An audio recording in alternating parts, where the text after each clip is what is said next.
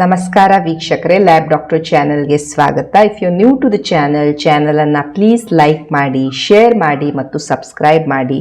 Because ಈ channel ಮೂಲಕ ನಾವು ನಿಮಗೆ ಹೆಲ್ತ್ ರಿಲೇಟೆಡ್ ಇನ್ಫಾರ್ಮೇಷನ್, ಮೆಡಿಕಲ್ ಇನ್ಫಾರ್ಮೇಷನನ್ನು ಕೊಡ್ತಾ ಇರ್ತೇವೆ.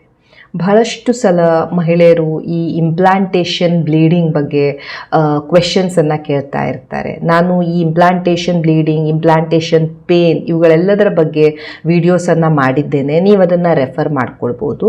ಬಟ್ ಇವತ್ತಿನ ವಿಡಿಯೋದಲ್ಲಿ ನಾವು ಪರ್ಟಿಕ್ಯುಲರ್ಲಿ ಕಾನ್ಸಂಟ್ರೇಟ್ ಮಾಡೋಣ ಈ ಇಂಪ್ಲಾಂಟೇಷನ್ ಬ್ಲೀಡಿಂಗಾ ಅಥವಾ ಇದು ಪೀರಿಯಡ್ ಬ್ಲೀಡಿಂಗಾ ಅಂತ ನಾವು ಕನ್ಫರ್ಮ್ ಆಗಿ ಹೇಳೋದು ಹೇಗೆ, ಇದರ ಬಗ್ಗೆ ನಾವು ಇವತ್ತಿನ ವಿಡಿಯೋದಲ್ಲಿ ತಿಳಿದುಕೊಳ್ಳೋಣ.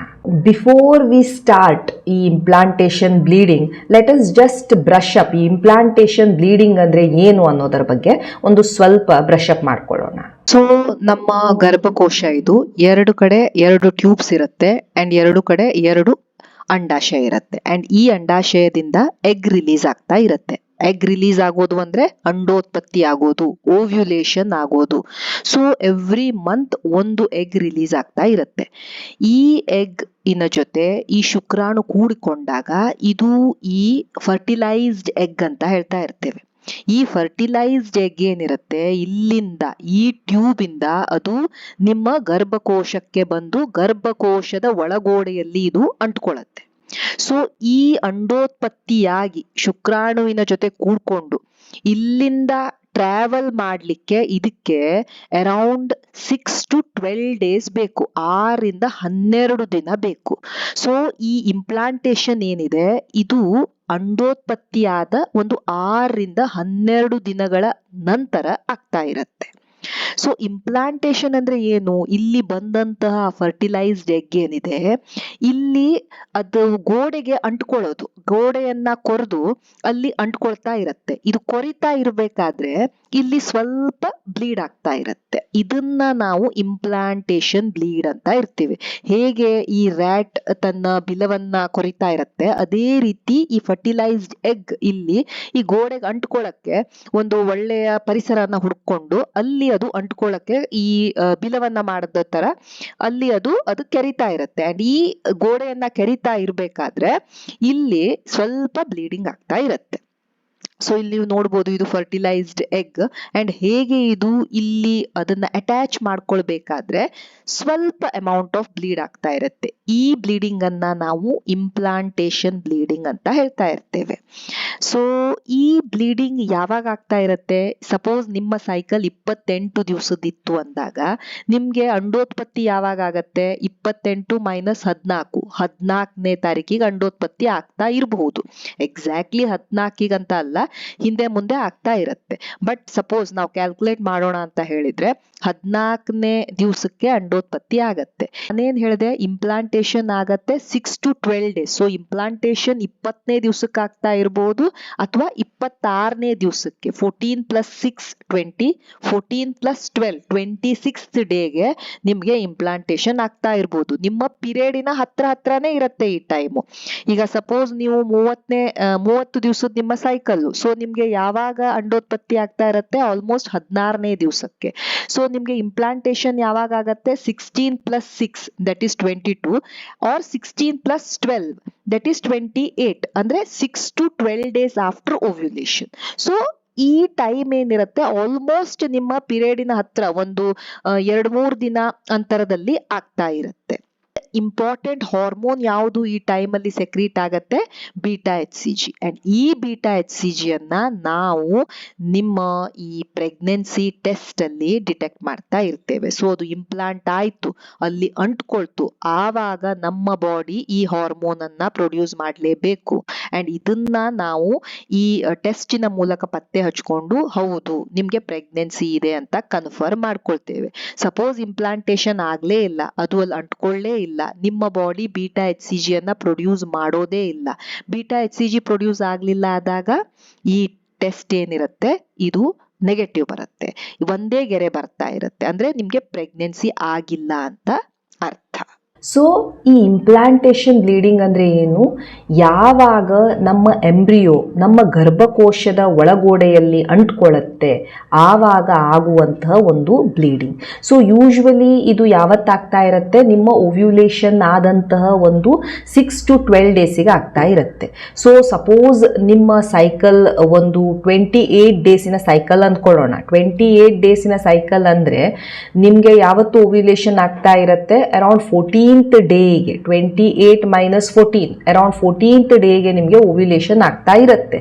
ಆ್ಯಂಡ್ ಸಪೋಸ್ ನೀವು ಓವ್ಯುಲೇಷನ್ ಆದ್ರಿ ಆ್ಯಂಡ್ ಅದೇ ಟೈಮಲ್ಲಿ ನಿಮಗೆ ವೀರ್ಯಾಣುವಿನ ಜೊತೆ ಅದು ಭೇಟಿ ಆಯಿತು ಆ್ಯಂಡ್ ಅಲ್ಲಿ ಒಂದು ಎಂಬ್ರಿಯೋ ಫಾರ್ಮ್ ಆಯಿತು ಅಂದಾಗ ಈ ಎಂಬ್ರಿಯೋ ಯಾವಾಗ ಅಲ್ಲಿ ಅಟ್ಯಾಚ್ ಆಗ್ತಾ ಇರುತ್ತೆ?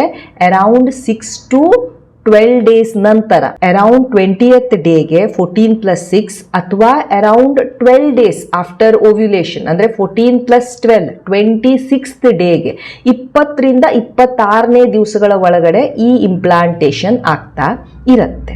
ಸೊ ಇದು ನಿಮ್ಮ ಪೀರಿಯಡ್ ಬರೋಕ್ಕಿಂತ 1-2-3 ದಿನ ಹೆಚ್ಚು ಕಡಿಮೆ ಆಗ್ತಾ ಇರುತ್ತೆ. ಬಹಳ ಕ್ಲೋಸ್ ಇರುತ್ತೆ ನಿಮ್ಮ ಪೀರಿಯಡ್ ಬರೋದಕ್ಕೂ ಮತ್ತು ಈ ಥರದ ಇಂಪ್ಲಾಂಟೇಷನ್ ಬ್ಲೀಡಿಂಗು ಅಥವಾ ಸ್ಪಾಟಿಂಗ್ ಆಗೋದಕ್ಕೂ. ಸೊ ಬಹಳಷ್ಟು ಜನರಲ್ಲಿ ಈ ಕನ್ಫ್ಯೂಷನ್ ಶುರು ಆಗುತ್ತೆ. ಇದು ನನಗೆ ಪೀರಿಯಡ್ ಈಗ 2-3 ದಿವಸಲ್ಲೇ ಪೀರಿಯಡ್ ಬರೋದಿದೆ, ಈಗ ಒಂದು ಸ್ವಲ್ಪ ಸ್ಪಾಟಿಂಗ್ ಆಗ್ತಾ ಇದೆ, ಇದೇನಾದರೂ ಇಂಪ್ಲಾಂಟೇಷನ್ ಬ್ಲೀಡಿಂಗಾ, ಇದೇನಾದರೂ ನನ್ನ ಪೀರಿಯಡ್ಸೇ ಬರ್ತಾ ಇದೆಯಾ ಅಂತ. ಸೊ ಮಹಿಳೆಯರು ಏನಾಗುತ್ತೆ, ಕೆಲವೊಂದು ಸಲ ಅವರು ಬಹಳ ಟ್ರೈ ಮಾಡ್ತಿರ್ತಾರೆ ಈ ಪ್ರೆಗ್ನೆನ್ಸಿಗೆ, ಕನ್ಸೀವ್ ಆಗಲಿಕ್ಕೆ. ಸೊ ಕೆಲವೊಂದು ಸ್ಮಾಲ್ ಥಿಂಗ್ಸ್ ಅವರಿಗೆ ಬಹಳ ಬಾದರ್ ಮಾಡ್ತಾ ಇರುತ್ತೆ. ಒಂದು ಸ್ವಲ್ಪ ಸ್ಪಾಟಿಂಗ್ ಆಯಿತು, ಒಂದು ಸ್ವಲ್ಪ ಏನಾದರೂ ಚೇಂಜಸ್ ಆಯಿತು ಅಂದರೂ ಇದೇನಾದರೂ ಪ್ರೆಗ್ನೆನ್ಸಿ ಇರ್ಬೋದಾ, ನಾನೇನಾದರೂ ಪ್ರೆಗ್ನೆಂಟ್ ಇದ್ದೀನಾ ಅಂತ ಅವರು ಬಹಳ ಅದನ್ನು ಆ್ಯಂಟಿಸಿಪೇಟ್ ಮಾಡ್ತಾ ಇರ್ತಾರೆ. ಇಂಥ ಟೈಮಲ್ಲಿ ನಮಗೆ ಶ್ಯೂರ್ ಆಗಿ ಸಪೋಸ್ ನಾನು ಹೇಳಬೇಕು ಇಲ್ಲ ಇದು ಇಂಪ್ಲಾಂಟೇಷನ್ ಬ್ಲೀಡಿಂಗ್ಗೆ ಅಥವಾ ಇದು ಈ ಪೀರಿಯಡಿನ ಬ್ಲೀಡಿಂಗ್ಗೆ ಅಂತ ಹೇಳೋದಕ್ಕೆ ನಮಗೆ ಹೆಲ್ಪ್ ಆಗುವಂಥದ್ದೇನು? ಈ β-HCG ಅಥವಾ ಪ್ರೆಗ್ನೆನ್ಸಿ ಹಾರ್ಮೋನ್. ಇಂಪ್ಲಾಂಟೇಷನ್ ಬ್ಲೀಡಿಂಗ್ ಏನಿರುತ್ತೆ, 100 ಜನ ಮಹಿಳೆಯರಲ್ಲಿ ಬರೀ 25 ಮಹಿಳೆಯರಿಗೆ ಮಾತ್ರ ಇದಾಗ್ತಾ ಇರುತ್ತೆ. ಸೊ ಎಲ್ಲರಲ್ಲೂ ಇಂಪ್ಲಾಂಟೇಷನ್ ಬ್ಲೀಡಿಂಗ್ ಆಗಲೇಬೇಕಂತನೂ ಇಲ್ಲ. ಮೆಜಾರಿಟಿ ಜನರಲ್ಲಿ ಇದು ಬ್ಲೀಡಿಂಗೂ ಆಗ್ತಾ ಇರೋದಿಲ್ಲ. ಆ್ಯಂಡ್ ಸಪೋಸ್ ನೀವು ಆ 25% ಮಹಿಳೆಯರಲ್ಲಿ ಬಂದ್ರಿ ಆ್ಯಂಡ್ ನಿಮ್ಗೆ ಏನೋ ಒಂಥರ ಸ್ಪಾಟಿಂಗ್ ಆಗ್ತಾ ಇದೆ ಆ್ಯಂಡ್ ನಿಮಗೆ ಅದನ್ನು ಕನ್ಫರ್ಮ್ ಮಾಡ್ಕೊಳ್ಬೇಕು ಇದು ಇಂಪ್ಲಾಂಟೇಷನ್ನ ಅಥವಾ ಇದು ಪ್ರೆಗ್ನೆನ್ಸಿನ ಅಂದಾಗ ನಾನು ಹೇಳಿದ ಹಾಗೆ ನಮಗೆ ಬೇಕಾಗಿರುವಂಥದ್ದು β-HCG ಹಾರ್ಮೋನ್. ಯಾವಾಗ ಈ ಎಂಬ್ರಿಯೋ ಈ ಗರ್ಭಕೋಶವನ್ನ ಅಂಟ್ಕೊಳ್ಳೋಕ್ಕೆ ಶುರು ಮಾಡುತ್ತೆ ಆವಾಗ ನಮ್ಮ ಬಾಡಿ ಈ ಹಾರ್ಮೋನ್ β-HCG ಅನ್ನುವಂಥ ಹಾರ್ಮೋನನ್ನು ಪ್ರೊಡ್ಯೂಸ್ ಮಾಡುತ್ತೆ. ಈಗ β-HCG ಅನ್ನು ಹೇಗೆ ನಾವು ಪತ್ತೆ ಹಚ್ಚಬಹುದು? ನಾವು ಯೂರಿನ್ ಪ್ರೆಗ್ನೆನ್ಸಿ ಟೆಸ್ಟನ್ನು ಮಾಡ್ತಾ ಇರ್ತೇವೆ. ಆ ಟೆಸ್ಟಲ್ಲಿ ನಾವು ಅದನ್ನು ಪತ್ತೆ ಹಚ್ಬೋದು, ಅಥವಾ ರಕ್ತದಲ್ಲಿ ಮಾಡುವಂಥ ಟೆಸ್ಟಲ್ಲಿ ನಾವು ಅದನ್ನು ಪತ್ತೆ ಹಚ್ಬೋದು. ಬಟ್ β-HCG ಅನ್ನು ನೀವು ಸಪೋಸ್ ಯೂರಿನಲ್ಲಿ ನೀವು ಟೆಸ್ಟ್ ಮಾಡ್ತಾ ಇದ್ದೀರಿ ಅಂದ್ಕೊಳ್ಳೋಣ, ಮೆಡಿಕಲ್ ಶಾಪಲ್ಲಿ ಸಿಗುವಂಥ ಪ್ರೆಗ್ನೆನ್ಸಿ ಕಿಟ್ ಇರುತ್ತೆ, ಅದರಲ್ಲಿ ನೀವು ಟೆಸ್ಟ್ ಮಾಡ್ಕೊಳ್ತೀರಿ ಅಂದಾಗ ಒಂದು ಲೆವೆಲ್ ಹಾರ್ಮೋನ್ ನಿಮ್ಮ ಬಾಡಿಯಲ್ಲಿ ಇರಬೇಕು, ಆವಾಗ ಮಾತ್ರ ಅದು ಡಿಟೆಕ್ಟ್ ಮಾಡೋಕ್ಕಾಗತ್ತೆ. ಸಪೋಸ್ ಅದು ಆ ಲೆವೆಲ್ಗಿಂತ ಕಡಿಮೆ ಇತ್ತು ಅಂದಾಗ ನಿಮಗೆ ನೀವು ಪ್ರೆಗ್ನೆಂಟ್ ಇದ್ರೂ ಕೆಲವೊಮ್ಮೆ ಅದರಲ್ಲಿ ಅದು ಕರೆಕ್ಟ್ ಆದ ರಿಸಲ್ಟ್ ಅನ್ನ ತೋರಿಸ್ತಾ ಇರೋದಿಲ್ಲ.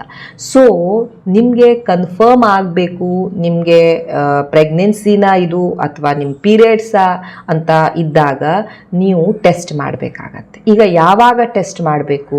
ಸಪೋಸ್ ನಿಮಗೆ ಇವತ್ತು ಬ್ಲೀಡಿಂಗ್ ಆಯಿತು, ನೀವು ಇವತ್ತೇ ಟೆಸ್ಟ್ ಮಾಡ್ಕೊಂಡ್ರಿ, ಅದು ನೆಗೆಟಿವ್ ಬರ್ತಾ ಇರ್ಬೋದು, ಅಥವಾ ನೀವು ಒಂದು ನಾಳೆ ಅಥವಾ ನಾಡಿದ್ದು ಟೆಸ್ಟ್ ಮಾಡಿಕೊಂಡ್ರಿ ಆವಾಗಲೂ ನೆಗೆಟಿವ್ ಬರ್ತಾ ಇರ್ಬೋದು. ಯಾಕಂದರೆ ನಾನು ಹೇಳಿದೆ β-HCG ಒಂದು ಲೆವೆಲ್ಲಿಗೆ ನಿಮ್ಮ ಬಾಡಿಯಲ್ಲಿ ಬರಬೇಕು, ಆವಾಗ ಮಾತ್ರ ಅದು ಡಿಟೆಕ್ಟ್ ಆಗತ್ತೆ. ಸೊ ನೀವು ಈ ಥರದ ಸಿಚುವೇಶನ್ನಲ್ಲಿ ಇದ್ದೀರಾ ಆ್ಯಂಡ್ ನಿಮಗೆ ಗೊತ್ತಾಗಬೇಕು ಅಂದಾಗ ನೀವು ವೇಟ್ ಮಾಡಲೇಬೇಕು. You have to wait. ನೀವು ಅಟ್ಲೀಸ್ಟ್ ಈ ಥರ ಸ್ಪಾಟಿಂಗ್, ಈ ಥರ 1-2 ಡ್ರಾಪ್ ಬ್ಲೀಡಿಂಗ್ ಆಯಿತು ಆ್ಯಂಡ್ ನಿಮ್ಗೆ ಏನಾದರೂ ಇದು ಇಂಪ್ಲಾಂಟೇಷನ್ ಬ್ಲೀಡಿಂಗ್ ಅನ್ನುವಂಥ ಡೌಟ್ ಇದೆ ಆ್ಯಂಡ್ ನಿಮಗೆ ಇದನ್ನು ಕನ್ಫರ್ಮ್ ಮಾಡ್ಕೊಳ್ಬೇಕು ಅಂದಾಗ ನೀವು ಯೂರಿನ್ ಪ್ರೆಗ್ನೆನ್ಸಿ ಟೆಸ್ಟಿಂದ ಇದನ್ನು ಕನ್ಫರ್ಮ್ ಮಾಡ್ಕೊಳ್ತಿದ್ದೀರಾ ಅಂದರೆ ಅಟ್ಲೀಸ್ಟ್ ನೀವು ಒಂದು 6 ರಿಂದ 7 ದಿನ ಆದಮೇಲೆ ಟೆಸ್ಟ್ ಮಾಡ್ಕೊಳ್ಬೇಕು. ನಿಮಗೆ ಈ ಬ್ಲೀಡಿಂಗ್ ಆದ 6ರಿಂದ 7 ದಿನಗಳ ನಂತರ ಟೆಸ್ಟ್ ಮಾಡ್ಕೊಳ್ಬೇಕು. ಸೊ ಕೆಲವೊಂದ್ಸಲ ಇಷ್ಟು ವೇಟ್ ಮಾಡೋಕ್ಕೆ ನಮ್ಗೆ ಆಗೋದೇ ಇಲ್ಲ, ನನಗೆ ಬೇಗ ಪತ್ತೆ ಹಚ್ಚಿಬಿಡಬೇಕು, ನಾನು ತುಂಬಾ ಸ್ಟ್ರೆಸ್ಡ್ ಆಗಿದ್ದೀನಿ ಅಂತ ಇದ್ದಾಗ ನೀವು ರಕ್ತದಲ್ಲಿ ಬೀಟಾ HCG ಟೆಸ್ಟನ್ನು ಮಾಡ್ಕೊಳ್ಬೋದು. ಈಗ ರಕ್ತದಲ್ಲಿ ನೀವು ಯಾವಾಗ ಟೆಸ್ಟನ್ನು ಮಾಡ್ಕೊಳ್ಬೋದು, ಈ ಥರ ನಿಮಗೆ ಯಾವಾಗ ಈ ಥರ ಸ್ಪಾಟಿಂಗ್ ನೀವು ನೋಡ್ತಾ ಇದ್ದೀರಾ, ಆ ಸ್ಪಾಟಿಂಗಿಂದ ಒಂದು 3-4 ದಿನ ಆದ ನಂತರ ನೀವು ರಕ್ತದಲ್ಲಿ ಟೆಸ್ಟ್ ಮಾಡಿಕೊಂಡು ನೋಡಬೇಕು. ಸೊ ಇಂಪ್ಲಾಂಟೇಷನ್ ಬ್ಲೀಡಿಂಗಾ ಅಥವಾ ಈ ಪೀರಿಯಡಿನ ಬ್ಲೀಡಿಂಗಾ ಅನ್ನೋದನ್ನು ಕನ್ಫರ್ಮ್ ಮಾಡ್ಕೊಳ್ಳಿಕ್ಕೆ ನಮಗಿರುವಂಥದ್ದು ಒಂದೇ ಒಂದು ಮಾರ್ಗ, testing, pregnancy testing. Pregnancy testing positive ಬಂತು, ಎಸ್ ನೀವು ಪ್ರೆಗ್ನೆಂಟ್ ಆಗಿದ್ದೀರಿ, ಇಂಪ್ಲಾಂಟೇಷನ್ ಆಗಿತ್ತು, ಅದು ಅಲ್ಲಿ ಅಂಟ್ಕೊಂಡಿದೆ ಆ್ಯಂಡ್ ನಿಮಗೆ ಈಗ ಬೀಟಾ HCG ಬರ್ತಾ ಇದೆ.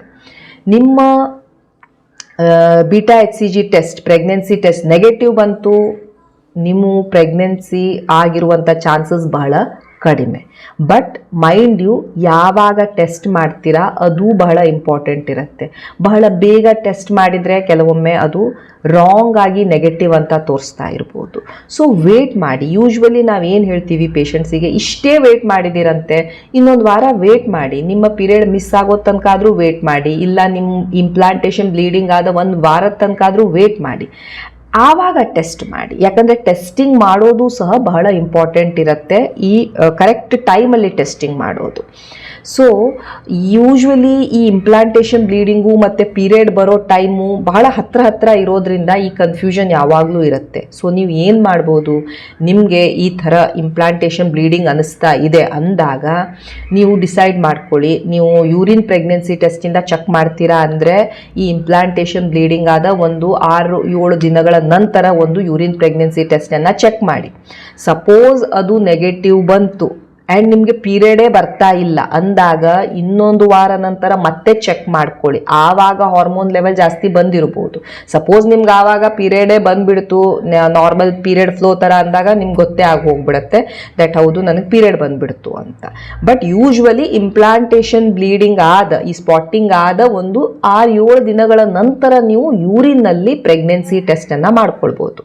ಇಲ್ಲ ನನಗೆ 6-7 ದಿನ ತನಕ ನಾನು ಕಾಯ್ಲಿಕ್ಕೆ ಆಗೋದಿಲ್ಲ, ನನಗೆ ಬೇಗ ಗೊತ್ತಾಗಬೇಕು ಅಂದರೆ ನಿಮಗೆ ಈ ಇಂಪ್ಲಾಂಟೇಷನ್ ಬ್ಲೀಡಿಂಗ್ ಆದಂತಹ ಒಂದು 4ರಿಂದ 5 ದಿನಗಳ ನಂತರ ನೀವು ರಕ್ತದಲ್ಲಿ ಒಂದು ಟೆಸ್ಟ್, ಬ್ಲಡ್ ಬೀಟಾ HCG ಟೆಸ್ಟನ್ನು ಮಾಡಿ ನೋಡಬೇಕು. ಈ ಬ್ಲಡ್ ಬೀಟಾ HCG ಬಹಳ ಬೇಗ ರೈಸ್ ಆಗುತ್ತೆ ಮತ್ತು ಎವ್ರಿ 2 ಡೇಸಿಗೆ ಇದು ಡಬಲ್ ಆಗ್ತಾ ಹೋಗುತ್ತೆ ಪ್ರೆಗ್ನೆನ್ಸಿ ಇದ್ದರೆ. ಪ್ರೆಗ್ನೆನ್ಸಿ ಇಲ್ಲದೆ ಇದ್ದಾಗ ಅದರ ಲೆವೆಲ್ 5ಕ್ಕಿಂತ ಕಡಿಮೆ ಇರುತ್ತೆ. ಸೊ ಇದು ಒಂದು ಕನ್ಫರ್ಮೇಟ್ರಿ ಟೆಸ್ಟ್. ಸೊ ಬಹಳಷ್ಟು ಸಲ ಪೇಷಂಟ್ ಕೇಳ್ತಾ ಇರ್ತಾರೆ, ಮೇಡಮ್ ನನಗೆ ಈಗ ಆಗ್ತಾ ಇದೆ, ನಾನು ಪ್ರೆಗ್ನೆಂಟ್ ಇರ್ಬೋದಾ, ನಾನು ಪ್ರೆಗ್ನೆಂಟ್ ಆಗಿದ್ದೀನಾ, ಇದೇನಾದರೂ ಪೀರಿಯಡ್ ಬ್ಲೀಡಿಂಗಾ ಅಂತ. ಸೊ ನೆನ್ಪಿಟ್ಕೊಳ್ಳಿ, ಓನ್ಲಿ ವೇ ಟು ಕನ್ಫರ್ಮ್ ಇದು ಪ್ರೆಗ್ನೆನ್ಸಿಯೋ ಇಲ್ವೋ ಅನ್ನೋದು just by doing this test. ನಿಮಗೆ ಏನೇ ಸಿಂಪ್ಟಮ್ ಇರಲಿ, ಯಾವುದೇ ಟೈಪ್ ಆಫ್ ಸ್ಪಾಟಿಂಗ್ ಇರಲಿ, ವೈಟ್ ಡಿಸ್ಚಾರ್ಜ್ ಜಾಸ್ತಿ ಹೋಗ್ತಾ ಇರಲಿ, ಸುಸ್ತಾಗ್ತಾ ಇರಲಿ, ಏನೇ ಸಿಂಪ್ಟಮ್ ಇರಲಿ ಅಸೋಸಿಯೇಟೆಡ್ ವಿತ್ ದಿಸ್, ಈ ಥರ ಸ್ಪಾಟಿಂಗ್ ಆಗ್ತಾ ಇದೆ ಅಂದ್ರೂ ನಿಮಗೆ ಶ್ಯೂರ್ ಆಗೋದು ನೀವು ಪ್ರೆಗ್ನೆಂಟ್ ಇದ್ದೀರಾ ಇಲ್ವಾ ಅಂತ ಗೊತ್ತಾಗೋದು ನೀವು ಟೆಸ್ಟ್ ಮಾಡಿದ ಮೇಲೇ. ಕರೆಕ್ಟಾಗಿ ಟೆಸ್ಟನ್ನು ಮಾಡಿ, ಕರೆಕ್ಟ್ ಟೈಮಲ್ಲಿ ಟೆಸ್ಟನ್ನು ಮಾಡಿ.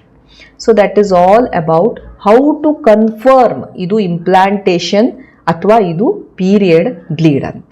Thank you so much for watching the video. Please like, share and subscribe the channel. Thank you.